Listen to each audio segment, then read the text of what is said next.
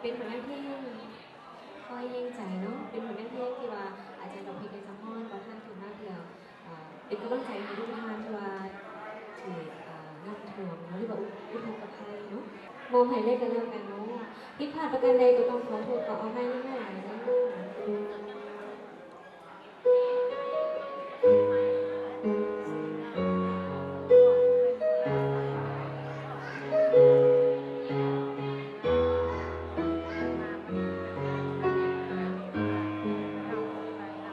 เสียงฟ้าผ่าเปลี่ยนประสานเสียงพาลูกโป่งสายฝนฟาดโยนพี่โลดเพื่อนมองกระแสสายทางเธอทางลมฝั่งห้อยหวนกวนแปรอุบาทหน้าที่ไพ่เทียงแท้บอกแค่คำขอคนใดห้วยห้องของมึงพัดถึงแทงไหลมาสักสาพันผ่านลำบากนะคำบรรยายเข้าหน้าบ้าน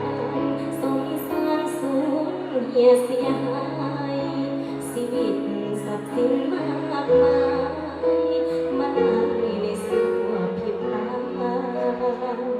เฮือนสร้างบ้านสองไหลลองปนปองแปรวัง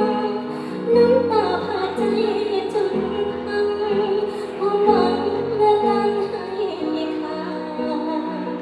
ความทุกข์ความสุขอุปาโลกหลอกล่อนเข้ามาทั้งที่ไม่ปรารถนาสุดปัญญาจะตั้งทานไว้อุตสาห์เพื่อแผ่เห็นแก่มนุษย์ธรรมน้อยหนึ่งนับเป็นค่าล้ำถึงยังขาดที่อาศัยจุนเจือเมื่อยามท้องปากอ่อนหิวกายข้าวของเงินทองเครื่องใช้แบ่งกันไปน้ำใจไม่ดีวันนี้น้องทานใดที่ว่ามาห่วงน้ำกันก็อย่าลืมสวยเป็นอีกกำลังหนึ่งเนาะที่ว่าสวยดูทั้งแขวงสวนเขตของห้างและทั้งอัตตปือเนาะเพื่อนสร้างบ้านส่งไหลลงปนปองแปรวังน้ำตาพาใจจนพังความหวังเลือกลางให้ค่า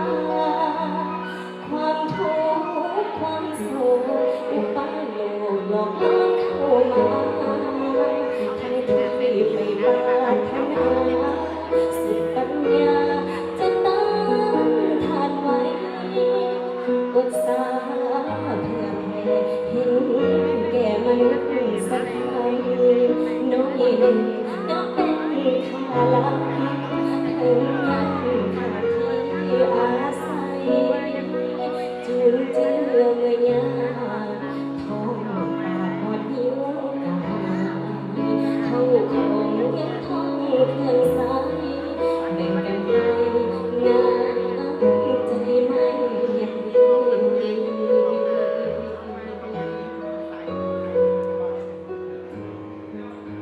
ต่อไปจบไปรู้จะไม่ได้คอยดี